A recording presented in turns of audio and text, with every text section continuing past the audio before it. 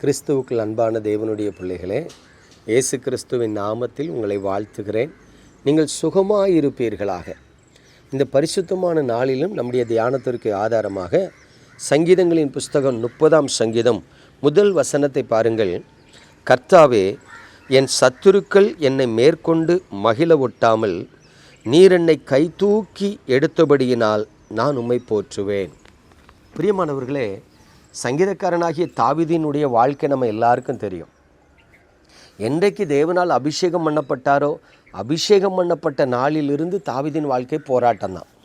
ஒரு பழைய பாடல் உண்டு, போராட்டம் போராட்டமே போராட்ட ஜீவியமே, போர் மூனையில் தாவீதை போல் போராட்டம் போராட்டமே. அதாவது இந்த உலகத்தில் ரெண்டு விதமான விசுவாசிகளையும் பார்க்கலாம். தேவன் தமது ஜனங்களை ரெண்டு விதத்தில் நடத்துகிறதையும் நம்ம பார்க்கலாம். ஒன்று, ஒரு மனிதன் ரட்சிக்கப்பட்டு மனம் திரும்பி வரும் பொழுது கர்த்தர் அவனுக்கு சமாதானத்தை கொடுக்கிறார், ஆசீர்வாதத்தை கொடுக்கிறார், கால் இடராமல் அவனை அற்புதமாக நடத்துகிறார். ரெண்டாவது, ஒரு மனிதன் தேவனால் அபிஷேகம் பண்ணப்பட்டு ஒரு குறிப்பிட்ட காரியத்துக்கு ஒரு நோக்கத்தோடு ஏற்படுத்தப்படுவான் என்று சொன்னால், அவன் வாழ்க்கையில் ஒவ்வொரு நாளும் போராட்டங்களும், சஞ்சலங்களும், ஏக்கங்களும், தவிப்புகளும், பயங்களும் கண்டிப்பாக இருக்கிறத பார்க்குறேன். நல்லா கவனிக்கணும். இப்போது உபத்திரவத்திலையும் போராட்டத்திலையும் கடந்து போகிற தேவ பிள்ளைகள் சமாதானமாக சந்தோஷமாக இருக்கிறவங்கள பார்த்து, நானும் ஆண்டவரை தேடுறேன், அவனும் ஆண்டவரை தேடுறான், அவன் வாழ்க்கையில் எனக்கு இருக்கிற போராட்டம் இல்லை, அவன் வாழ்க்கையில் எனக்கு இருக்கிற சஞ்சலம் இல்லை, நான் ஒவ்வொரு நாளும் செத்து போயிடுவேனோன்னு பயப்படுறேன், ஆனால் அவன் நிம்மதியாக இருக்கிறானே, எனக்கு வந்த போராட்டங்கள் ஒன்றும் அவனுக்கு வரலையேன்னு அங்கலாய்க்கிறத பார்க்க முடிகிறது. அதே நேரத்தில் கர்த்தரை ஏற்றுக்கொண்டதுனால சமாதானத்திலையும் சந்தோஷத்துலேயும் ஆசீர்வாதமாகவும் நடத்தப்படுகிற தெய்வ பிள்ளைகள் உபத்திரவத்திலையும் போராட்டத்திலையும் இருக்கிற மற்ற மனிதர்களை பார்க்கும்போது, அவன் சரியில்லை, அவன் கர்த்தருக்குள்ளே உண்மையாக இருந்தால் கர்த்தரையே அவனுக்கு இவ்வளவு நெருக்கத்தை கொடுக்கார், உபத்திரவத்தை கொடுக்கார், அவன் சரியில்லாததுனால தான் அவனுக்கு போராட்டம் வருது அப்படின்னு நினைக்கிறவங்களா இருக்கிறாங்க. ஆனால் நல்ல கவனிங்க, இந்த வேதத்தில் பல பரிசுத்தவான்களை பார்க்குறோம். உதாரணமாக இப்போ யோசேப்பின் வாழ்க்கையை பாருங்களேன். அவர் சிறைச்சாலையிலிருந்து தேவனால் உயர்த்தப்படுகிற நாள் வரைக்கும் கர்த்தர் யோசேப்போடு தான் இருந்தார்.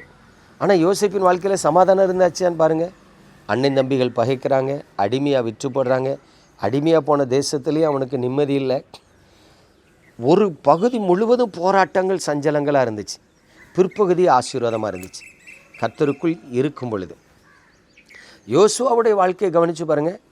இப்படிப்பட்ட போராட்டங்கள்னு எதுவுமே கிடையாது. ஒரு நல்ல வாலிபனாக, பராக்கிரமசாலியாக, ஆசரிப்பு கூடாரத்தை விட்டு பிரியாதவனாக இருந்தார். மோசைக்கு பிறகு அவர் தலைவனான பொழுதும் வெற்றி சிறக்கிறவராக இருந்தார். ஒரே ஒரு இடத்துல மட்டும்தான், ஆயி பட்டணத்தில் அவர் தோல்வியை சந்திக்கிறார். ஸோ அப்படியும் கர்த்தர் ஒரு கூட்ட ஜனங்களை நடத்துகிறாங்க. அதே நேரத்தில் தாவீதை கவனித்து பாருங்கள். ஆடு மேய்க்கிற வரைக்கும் தான் நிம்மதி. அபிஷேகம் பண்ணப்பட்ட பிறகு அப் டு டெத்து வரைக்கும் தாவீது வாழ்க்கையில் யுத்தங்கள், போராட்டங்கள், பயங்கள், மரண கண்ணிகள், துரத்தப்படுதல், ஐயோ சொல்ல முடியாத துன்பத்துக்கு மத்தியில் தான் தாவீது வாழ்ந்தார். அப்படியும் சில தெய்வ பிள்ளைகளை கர்த்தர் நடத்துவார். நீங்கள் அதை புரிஞ்சுக்கிடணும். ஏன் நான் சொல்கிறேன்னா, இந்த நாட்களில் விசுவாசிகள் என்ன நினைக்கிறாங்க, கர்த்தரை தேடுனா சமாதானம் இருக்குமே, எனக்கு சமாதானம் இல்லையே, கர்த்தரை தேடுனா சுகம் கிடைக்குமே, எனக்கு சுகம் இல்லையே, கர்த்தரை தேடுனா ஒரு நன்மை குறைபடாத எனக்கு பல குறைவுகள் இருக்க, சஞ்சலத்தில் அநேக விசுவாசிகளின் ஆத்துமா தவித்து கொண்டு இருக்கிறத பார்க்குறேன். இல்லை, தாவீதுங்க என்ன ஜெபிக்கிறார் பாருங்கள். ஆண்டவரே, என் சத்துருக்கள் என்னை மேற்கொண்டு மகிழ ஒட்டாதிரும், பாருங்க, நீர் என்னை கை தூக்கி எடுப்பீராக என்று சொல்லி ஜெபிக்கிறார். அப்படின்னா தாவீது ராஜாவுடைய வாழ்க்கையில் அவர் இருதயம் கரைந்து போகக்கூடிய அளவுக்கு போராட்டங்கள், நிந்தைகள், நெருக்கங்கள் காணப்பட்டது. உண்மையாய் தாவீது கர்த்தரை தேடினாருங்கிறது நமக்கு தெரியும். அதே போல் உண்மையாய் கர்த்தரை தேடுகிற இந்த காலத்திலையும் சில விசுவாசிகள் வாழ்க்கை தாவீது வாழ்க்கை போல் சஞ்சலமாக இருக்கும். மனிதர்கள் விரோதமாக எழும்புவாங்க, குறை சொல்லுவாங்க, குற்றப்படுத்துவாங்க. அந்த மனுஷன் எவ்வளவு உண்மையாக உத்தமமாக இருந்தாலும் மக்கள் ஏற்றுக்கொள்ள மாட்டாங்க. இப்படிப்பட்ட சில உபத்திரவத்தின் பாதையிலும் தேவன் சில பிள்ளைகளை நடத்துகிறார். இல்லைன்னு சொல்லக்கூடாது, அவங்க பாவம் செய்கிறாங்கன்னு சொல்லக்கூடாது. கர்த்தரே அவர்கள் அந்த பாதையில் என்ன பண்ணுறார், நடத்துகிறார். அதனால் எனக்கு அன்பான தேவனுடைய பிள்ளைகளே, ஒருவேளை உங்கள் வாழ்க்கை அநேக நெருக்கங்களுக்கு மத்தியில், சஞ்சலங்களுக்கு மத்தியில், மனித எதிர்ப்புகளுக்கு மத்தியில், போராட்டங்களுக்கு மத்தியில் இருந்தால் நீங்கள் கவலைப்படாமல் ஜெபம் பண்ணுங்க. ஆண்டவரே, என் சத்துரு என்னை மேற்கொண்டு மகிழ விட்டாமல் இருக்கும், நீர் என்னை கை தூக்கி எடுத்து நிறுத்தும் என்று சொல்லி ஜெபம் பண்ணுங்க. நிச்சயமாக உங்களையும் ஆண்டவர் கைவிட மாட்டார்.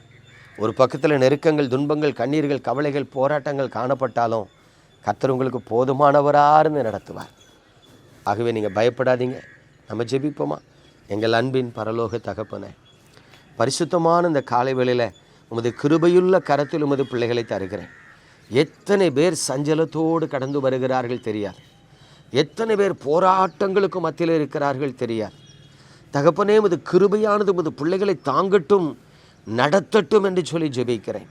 உம்முடைய முகத்தை உமது பிள்ளைகள் மீது பிரகாசிக்க பண்ணும் என்று ஜெபிக்கிறேன். ஆவியானவரே, உமது பிள்ளைகளின் இருதயத்தில் காணப்படுகிற எல்லா சஞ்சலங்களும் மறைந்து போகத்தக்கதாக உமது முகத்தை அவர்கள் மீது பிரகாசிக்க பண்ணும். இயேசு கிறிஸ்துவின் பரிசுத்த நாமத்தில் ஜெபித்து ஆசீர்வதிக்கிறேன் நல்ல பிதாவே, ஆமென்.